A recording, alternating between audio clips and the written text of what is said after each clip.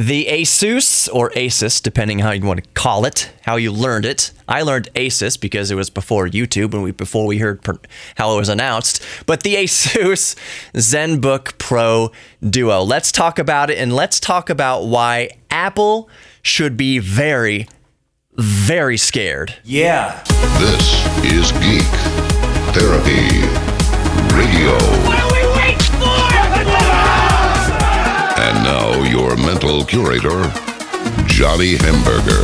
Okay, so first let's talk about some of the specifics that we know about the Asus Zenbook Pro Duo. I bought a Zenbook in the past and I really, really liked it.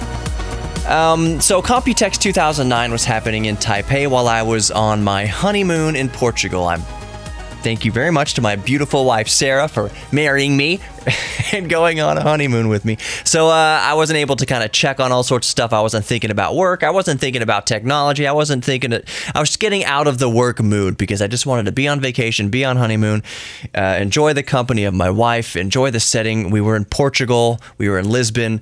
The weather was perfect. Everything was perfect. But in the meantime, Computex 2019 was happening in Taipei. So as I get back, I start to learn about, as the entire world did, the Asus Zenbook Pro Duo, and how surprisingly, I will say this, that I was pleasantly surprised that it doesn't, to me, just my opinion, this doesn't seem gimmicky. This seems like it's something that works. But let's talk about the specs of the Zenbook Pro Duo, and then we'll get into my opinion of it and why Apple should be scared.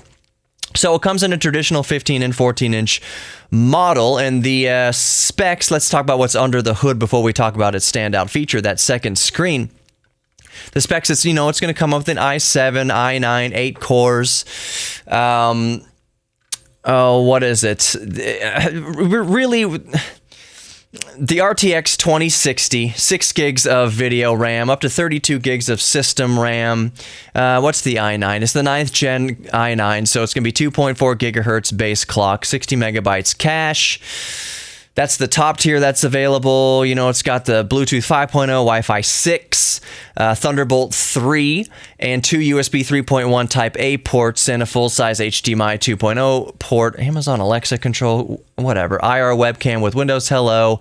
And so it's impressive specs. It's about what you would expect in a flagship laptop in 2019. So the standout feature of this, and I'm sorry I'm not covering the specs so intimately, but really, like I said, it's flagship for the course. It's par for the course. So it's going to be really, really good. 8 cores, just forgive the phrasing, balls to the wall performance out of this thing. But that's really not what's so important about it. It's that dual screen. So the top screen is going to be at a standard 4K resolution. What is the 3840 by 2160, the standard 4K resolution? But the bottom screen, that is just above the keyboard shifted down. By the way, if you're just listening to the podcast, the Geek Therapy Radio podcast, make sure you hop over to Geek Therapy Radio on YouTube and subscribe there, because I'm putting this video of what I'm saying up on YouTube, and I can show you the thing. It just works better. In this sort of medium, what I'm dealing with here, what I'm trying to describe to you here, works better if you can see it. So if you're watching on YouTube, of course, I'm going to have B-roll playing from Asus and all that good stuff. So if you're just listening, head over to YouTube. The link is in the description below of the podcast, of course. So I highly encourage you. I just, on a side note, surpassed 1,100 subscribers, past the 1,000 subscriber milestone. So thank you very much for that. I found a winner for the 1,000 sub giveaway, and I'm going to do a video about that very shortly here. So that's really great. Back to the Asus Zenbook Pro Duo. The bottom screen, that is the standout feature of this notebook. It's a 4K screen there on the bottom above the keyboard. The keyboard is recessed down to the very, very front of the laptop, which takes some getting used to. It's not the end of the world. It takes some getting used to. That design is nothing new. It's been out for a couple years now. But that bottom screen is also 4K, 3840 by, here's where it's a little different, 1100 pixels. So 3840 by 1100. So not true 4K aspect ratio like we're used to, but it's a nice big display. And as far it's 4K because if anything else, the pixel density or the DPI. That is remarkable. And I was worried. About this. I'm going to be real honest. I was worried that this was going to be too gimmicky because we are coming not hot off the heels. The touch bar on the Apple MacBook Pros, the 15 and the 13, has been largely panned by the industry as being almost useless. And I would argue on that point, that why the touch bar is almost useless is twofold. One, they got rid of the function keys. For the love of God, why would you get rid of the function keys? F1 through F12, whatever. We want the physical button. We always want the physical buttons where available. Tactile feel is always better, so let's get rid of the function row and put a touch bar. And here's the reason why it failed. Not failed, but why it's getting panned almost universally by critics. The touch bar, I'm not sure what the actual resolution on that touch bar is, but it's not designed to be a secondary screen. It's designed to be basically programmable buttons. It provides macros that you can use in certain software titles. It's supposed to supplement the software, supplement the top screen. It's not its own individual bottom screen. It's just a supplementary display down there that's very thin, about the width of a pencil, what have you, marker, what have you. It's very small. And the reason why it's gimmicky and why it's not really so fondly loved is that touch bar requires that software developers write specific software for that touch bar. Specific supplementary software for the touch bar. So, for instance, if you're using a recording software like, you can't use Cakewalk on Mac OS, but let's say you're using Pro Tools or something like that. Theoretically, on the bottom, you could have different sliders, different functions, different controls for, let's say, the decay time of a reverb. Down there on the touch bar, which you can manipulate with your finger. I've tried this when I was at Micro Center, and the touch bar, it's one of those things that's a neat concept, I guess, at first, but then you use it and you kind of really think about it, it's gimmicky. It's a gimmick. It's a gimmick that in real life application for a lot of people doesn't really work versus just give me the freaking function keys back. So, I'm setting the stage here to tell you why I think the Asus Zenbook Pro Duo's dual display down there on top of the keyboard is welcoming, and it's a surprise that to me it's not a gimmick. I'm already thinking of all the ways I could use this. By the way, we don't have a price on this yet. Rest assured it's going to be over $2,000. Good Lord, rest assured that it's going to be over $2,000. It's not going to be top tier MacBook money. It's not going to be anywhere. It's not going to be breathing down the neck of $7,000. Absolutely not. But I picture this thing in between $1,900 and $3,000. That's kind of where I'm putting it. Top end $3,000. Anyways, so this bottom screen, and once again on YouTube I'll show you, is usable real estate, and Windows treats it as a secondary screen. That means it's 1,000 times more useful because software developers do not have to develop software specifically for the screen. You literally just drag the application down however you want it, open a new window, and put it down there, put multiple windows down there. Windows just treats it as a different screen, just at 3840 by 1100 resolution, which is usable real estate. That's great. So one of the first workflow applications I'm thinking for this, even just basically, is having, let's say you can have folders open with your media. Let's say you're editing video or something like that. You can have folders open down there with the media, with your files, with your video files and audio files to drag up into the timeline of whatever video you're editing, something like that. So you can have multiple folders open down there, kind of keep the main screen uncluttered. I'm not going to go into too many of these use case scenarios, but I am trying to prove the point that this is so much more useful than a stupid touch bar. I'm thinking, as somebody who produces a lot of audio, who works on a lot of podcasts, and who actually mixes albums for people on the side, mixes my own music, I use Cakewalk Sonar 90% of the time. The other 10% of the time, I'm in Pro Tools. But in Cakewalk Sonar, for instance, and this can apply to any DAW, any digital audio workstation, on the top you can have your edit window where you're clipping the different tracks back and forth. You're clipping the different regions back and forth or splitting them up or sizing them, whatever you're doing up there, editing, putting effects and everything like that on there. You can have your edit window on top, and you can have your console window with all your faders on the bottom. So you can actually, and as I talk about it, I get goosebumps because this is just, I've been waiting for something like this for years. So on the bottom, you can have the actual faders. Like I have the console, I'll show you right now.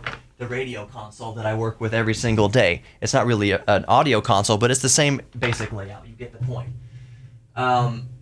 You can have your faders on that touch screen. So what that means is I can be listening to it, have my head down, looking at the console as you really should. If you're mixing, you should be mixing with your ears, but I can have my fingers actually on some virtual faders and be adjusting the drum mix to work with the bass line, to work with vocals and backup vocals and the guitar doubles and all sorts of stuff. I can actually use the faders on that bottom screen.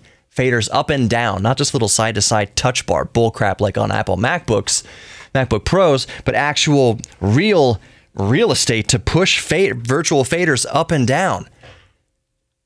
That is so tantalizing to me. I want this. I want this thing because as a creative professional who not only works with video content, but also with audio content, the possibilities are endless. Let's say you don't have, you're not into audio. You don't edit a lot of videos. You're not a pro or anything like that. But let's say you're a writer and you write a lot. You're a blogger.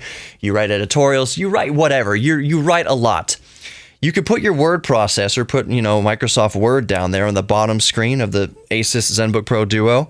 You can have it down there and just be typing. And on the main screen, have your research material or have videos playing or whatever. Have the videos playing down on the bottom screen, wherever. But I'm just saying, if you're a writer, let's stick to the writing part. Have your word processor down on that big secondary screen above the keyboard, so you're typing up, in your Word document, and you look up to your research material on the top screen. You don't even have to be a professional content creator to appreciate this dual screen laptop. In the past, and I'll start kind of wrapping this up here, in the past we've had different iterations of concepts for dual screen laptops, including displays that slide out from the back or fold out from the back to give you multiple workspaces. This Asus Zenbook Pro Duo looks like the best application to productivity in a dual screen laptop that you can take with you anywhere on the road. I'm going to sell my MSI GS43 VR that I have back here once this thing comes out, because it's not just a gimmick to me. That second screen, really, my mind is just racing, as I'm sure yours is if you're a creative professional, which how you can use that real estate. Real quick to wrap this up, I'll touch on how this is a real shot across the bow to Apple and just my ideas on Apple in general in the modern day. And I'll use a very basic example, even though there's two different devices, but it just paints the picture of where Apple's mind is at and where the rest of the industry's mind is at. Asus just displayed the Asus Zenbook Pro Duo dual screen laptop in a very effective layout that's going to work for a lot of people, that has a lot of productivity professionals drooling over this. Versus Apple, who had the touch bar, which almost no productive professional cared about at all. So Asus is doing this innovative thing, putting the dual screen laptop together, the Pro Duo. What is Apple doing? An iterative update to the MacBook Pro line. They included the next generation of Intel processors, added a couple extra cores, which is fine. We have yet to see how performance is going to really be tapped into with this, because they didn't change the chassis. Again, this is not a redesign of the MacBook Pro. This is just an iterative update to the internals that already struggle with heat management because physics are a thing. So while Asus is pushing the ball forward technologically and innovating, keyword innovating, Apple has released a new iPod Touch.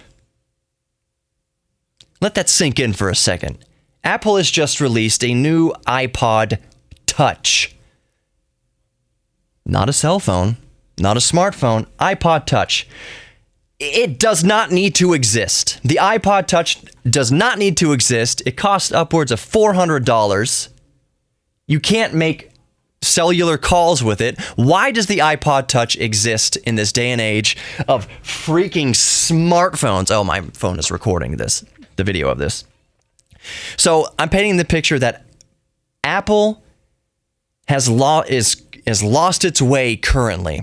I don't hate Apple. My appreciation for Apple ebbs and flows with their, they seem to flirt and have just these closet trysts with settling. Apple is settling right now. I hope they've got something fancy up their sleeve with new 2019, hopefully MacBook Pros. I did a whole video of that recently, which I'll link to up here if you're watching the video. But Apple is not innovating right now. They're giving us a new iPod Touch, while Asus and the rest of the industry is innovating, and changing the game. Apple is resting on laurels. Apple better have something huge up their sleeves. They just got to start innovating again. One of the reasons we love Apple, and a lot of us who talk a lot of smack about Apple, it's not that we hate Apple. It's not that their devices are 2 years behind everything else, but 4 times the price as everything else. And people say, Mac OS experience. No! $4,000 Mac OS experience. I'm getting a little verklempt. Sorry about that. It's not enough to justify. The reason why we harp on Apple so frequently in modern days is just that they've lost their way and they don't innovate anymore. We want Apple to innovate again. We can't wait for Apple to innovate again. It's not just the price. We're willing to pay the price if it's for something innovative and pack leading in terms of hardware and performance. It's not. It's not. So you have companies like Asus making the Zenbook Pro Duo, which is pushing the ball forward.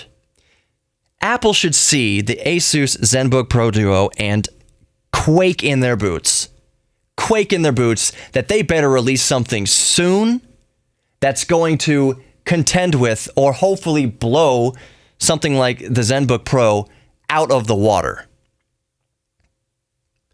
That's my thoughts on that. It's just that Apple is not innovating anymore, and that pisses a lot of us off because we grew up with Apple innovating. Remember the first iMacs?